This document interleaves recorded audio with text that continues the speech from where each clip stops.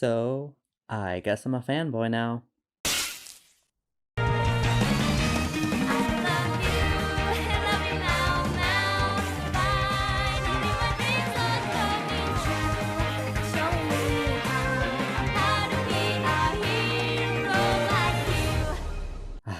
Never gets old. Mao Mao Heroes of Pure Heart is a show created by Parker Simmons that was released on Cartoon Network in 2019. Since then, it has garnered a considerably dedicated fanbase in a short amount of time, and I can see why. Despite the fact that I don't really actually watch any other Cartoon Network shows, this one still strikes me as unique and different. The story is a mix between an episodic comedy, an action hero adventure, and a lore-based narrative, with a little less emphasis on the latter. It follows the aptly named Mao Mao, a black cat, who protects the town of Pureheart Valley alongside his longtime best friend Badgerclops and this newcomer named Adorabat. As you can expect, this show can be very cute at times, though not all the time. And as with any growing fanbase, people quickly started creating their own headcanons about the show, and the familial dynamic between the three protagonists is no exception. While they are supposed to be friends/co-heroes, you can't deny the increasingly apparent family relationships that emerges as the show progresses. So what is that dynamic between them? Is it healthy or unhealthy? And what is this show saying about parenting? All things I will try to answer in today's video, so let's jump in. We first have to go back to the histories of each character. The brief version, since there is a lot of backstory to these characters, is that Mao Mao has some major daddy issues, where his father always either ignored him or was not impressed in his accomplishments. Badgerclops was bullied as a child and had a family that disapproved of his creativity, and Adorabat's mother died in an expedition, making her father not want her to do anything dangerous. So it seems as if they all come from tough childhoods, although Adorabat is still technically in her childhood, meaning she's still relatively naive and optimistic about the world, ignoring her dad's wishes and continuing to go on dangerous adventures anyways. Meanwhile, Mao Mao has learned to have a greater self-esteem to a narcissistic degree. Hot dog, I'm impressive. I know. I'm amazing. And Badgerclops is very calm, composed, and chill. Can we get to the flea market after this? Pay attention. So it seems like, despite their respective pasts, they all ended up fine, right? Okay, that's a little bit exaggerated. They've certainly all found a place they are more comfortable in and more respected than the previous families, but it takes time for this transition to work out nicely. Adorabat is relatively non-conflictual, as she has an undying love for Mao Mao in all his glory. And Mao Mao, presumably seeing his younger self in this child, decides to encourage her quest to be a hero. But I'm sure I'm not the only one who feels like she is a lot more loyal and interested in Mao Mao than she is in Badgerclops. Someday I'm gonna cook just like Mao Mao. I wanna be just like Mao Mao. I'm just so happy to be a hero just like you, Mao Mao. Mao Mao. Mao Mao. Mao Mao. Mao Mao. Mao Mao. I could teach you to be an adventurer too, you know. My ways are a little different, but... Oh. Mao Mao's about to do something incredible! But he doesn't really seem to care. In fact, he apparently isn't even sure if Adorabat even exists. Adorabat? I thought you were a ward of the state! I thought you were my conscience. And Adorabat and Badgerclops do still hang out and get along nicely at times, so it's not that big of a deal. The real conflict arises among Mao Mao and Badgerclops' friendship? The elephant in the room here is that they are quite literally the legal guardians of a child, meaning that they would presumably assume the role of a married couple. But they are not confirmed as being in a relationship, and honestly, considering the frequency of their feuds, it might be better if they weren't. Still, these two act as our parental stand-ins. Since Mao Mao is more aggressive and pretentious compared to Badgerclops' calm and more sensible nature, we expect Mao Mao to be the cause of most of the arguments. But Badgerclops has been more than willing to speak out his frustrations on multiple occasions, especially after the episode Ultraclops, where after a while of living with Mao Mao and Adorabat's entitlement by just shoving it down, once he finally gets a chance to let himself benefit, he decides to take it. Until he is eventually annoyed and growing back to normal, where Mao Mao still doesn't learn to be more considerate of his friend, and he has to yell at him one last time. Alright, let's go home. No, I'm just gonna walk home, man. Come on, silly old ridiculous Badgerclops. We'll go home, watch some TV. I can't even have a walk? The thing I hate most? Come on, you're not really mad, right? You know what, guys? Why don't you just click it or tick it? Before he actually thinks, hey, maybe I was neglectful of my friend's desires, I should do something about that. But I digress. After this, Badgerclops is okay with showing his emotions and desires, at least occasionally. In terms of a marriage-like relationship, there are plenty of times where Mao and Badgerclops work astoundingly well together in combat, and therefore seem very comfortable and compatible with each other. On the other hand, there are also many conflicts. Let's count them. This conversation is over until you can admit the truth of your sidekick status. Fine! Man, why can't you respect my methods? Your method is to giggle and call it a gentleman? I don't need to take this! I have a new friend now who understands a little thing called manners. No, cooking is about using a dash of this and a pinch of that. Or, following a recipe. Science can't make you vegetarian. But it can blow your face off, unlike art. Can't you both be right? No! One possible purpose! The giant roller eyes that crush people's nerve! It's not my fault. It's the ultra focus. There's literally no reason to criticize me. How many adult learning annexes have to be destroyed before you admit that you're scared of puppets? I am not scared of puppets! Badgerclops, this is all on you, okay? You can make this stop. Yeah, that's you. Then you leave me no choice. I'm not afraid of you. I probably could continue, but I think you get it.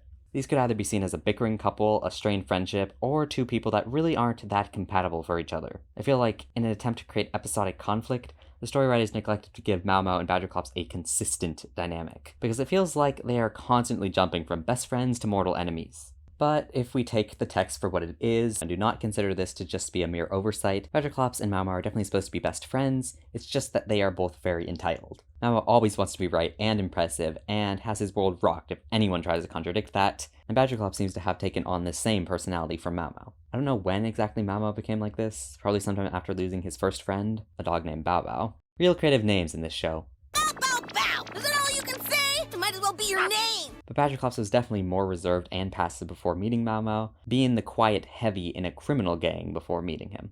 After Mao Mao finds him, he actually offers him to join him despite his criminal past. This is definitely sweet, cute, etc., but it isn't necessarily a solid foundation for a best friendship, as both parties present different versions of the story meant to make each one look better. I thought you looked lonely and pathetic. Aw, poor little guy. He just needs a friend. I only saved you because you were too weak to save your pitiful self. I was only pretending to be stuck so you could feel like you'd accomplished something for once. You are a dishonorable sidekick liar! In this way, they are both definitely more selfish and self-centered than they should be. And caught in the crossfires of it all is Adorabat. Whenever Mao Mao and Badgerclops argue or break up in some way, it's almost like a divorce, with them having shared custody over this child without really being together anymore. As a result, it's sort of a competition for Adorabat's affection or admiration. While she does love both of them, she is miserable whenever they're fighting and simply wants to restore the bonds between them. In the end, Adorabat is usually the one who convinces Badgerclops and Mao Mao to work it out and rebuild their friendship. You can see the obvious parallels to a child and a divorce.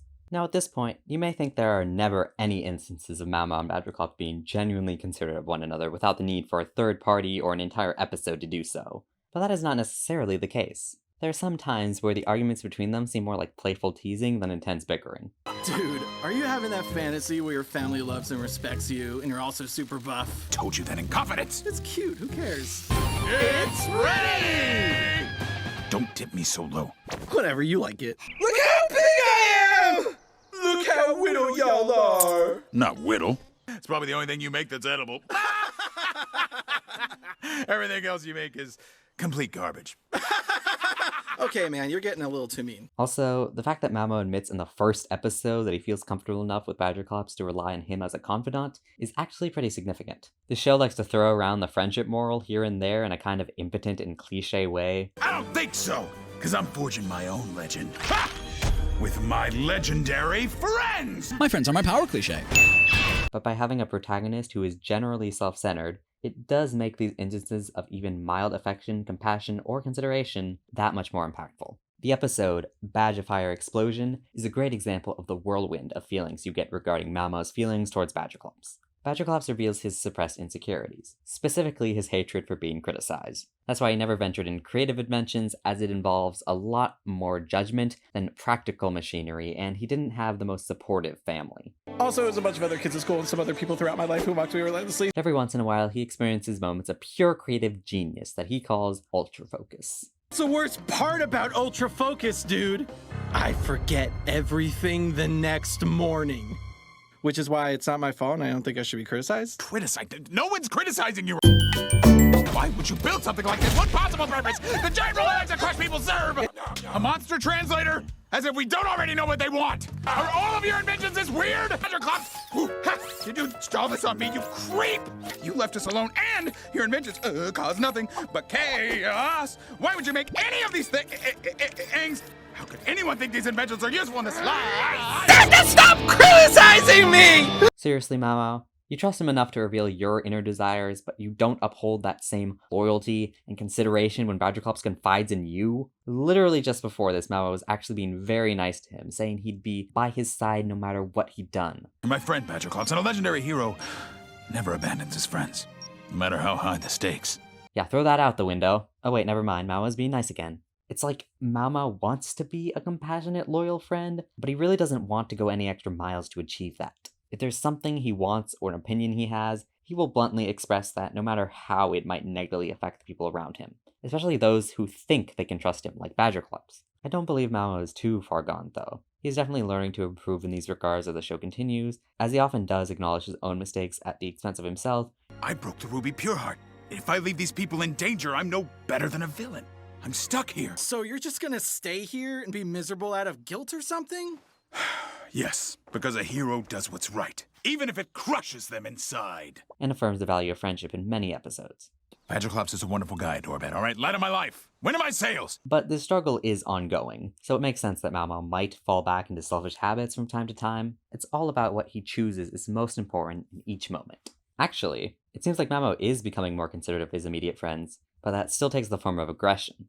A travesty. They only made fun of you because they were jealous. Happened to me my whole life. Like when Adorabat's being insulted. Nuts to this one, am I right, folks? Stop making fun of me! I don't know if that is a very healthy way to express one's friendly love and loyalty to someone, but I guess it's a step in the right direction. I mean, in terms of going the extra mile for one's friends, even if they are somewhat of a corrupt police force. Chester. Hey, you know what's better than a zing? What? Physical comedy. Wait, what are you doing? No!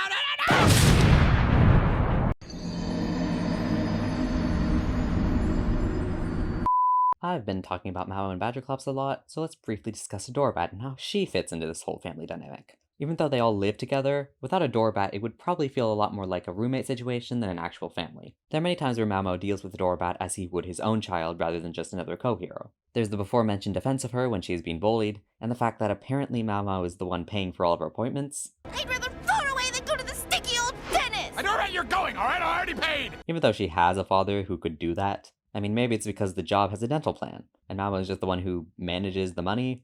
I don't know. I know I said Mao Mao acted aggressively when showing his affections, but oftentimes he actually seems to calm down and be more gentle around Adorabat. In the second episode, he's already saying things like, "You're the best little pal a sheriff could have." And keeps focusing on Adorabat and her improvement as a hero as the show continues.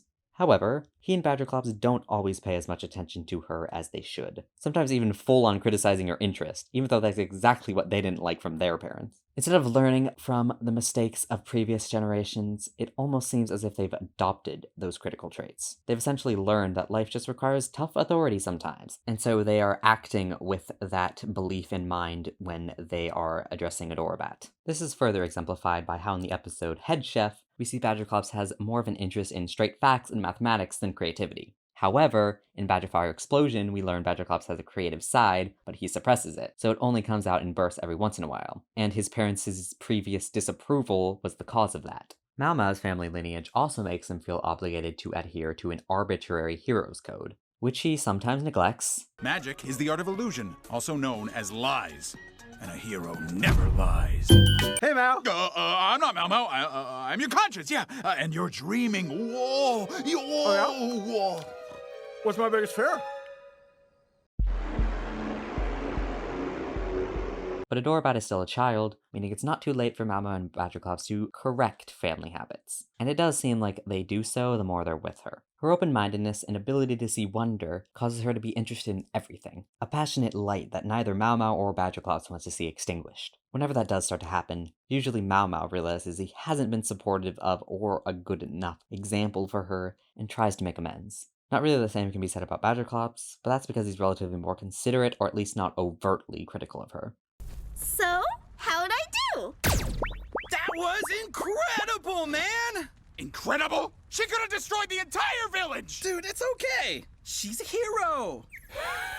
Adorabat is very impressionable, and since she so dearly admires Mao Mao, she does pick up a lot of traits from him. Sometimes those are more violent and aggressive tendencies. I told you to behave while I was gone, monsters! I'll handle this.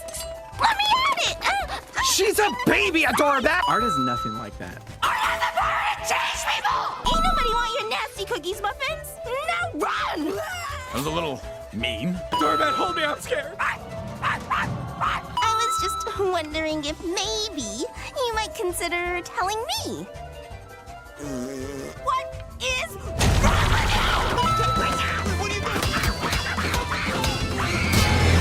you? Do you know the difference between a legendary hero and a bad guy? I destroy the bad guys and ruin their lives.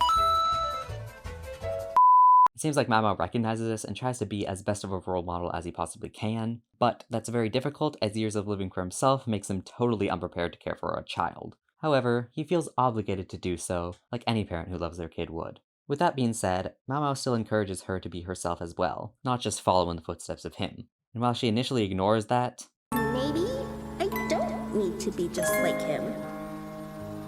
Nah. she does actually seem to grow and have a unique role in the group. I appreciate how they don't make her immediately good at heroics. She has to learn what her strengths are over time. Then she is able to better contribute, sometimes defeating the monsters in very creative ways, gaining the admiration of her quote-unquote parents. Dude, that was great. You did good, Adorabat. While she's not perfect, she's certainly growing up in a better family situation than either Badgerclops or Mao Mao. And that's the overall message of this experience. Impressionable children are an enormous responsibility, and therefore parents must be very cautious and considerate when tending to them to ensure they grow up right. With genuine, undying love and support, parents can ensure the well-being of their children as well as the prosperity of the whole family. So even though they are not actually in a relationship, the shared responsibility of raising a child is still capable of connecting these two otherwise somewhat adversarial characters. And her respect and innocence is also a model for them, as they learn to be more forgiving and accepting of one another. Well, I guess this is it. There. If it ends now, I'm glad you invented a weird way for us all to go together. Bring it in, everybody. I'm finally around people who love and understand me.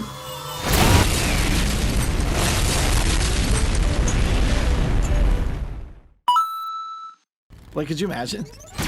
So overall, it's a sweet friendship family that has many flaws, yet still love, appreciate, and care for one another throughout everything. Well, that's that. I really hope this show can keep this great dynamic up in the second season, which it has been confirmed for, as well as add more lore. It's really touching at times.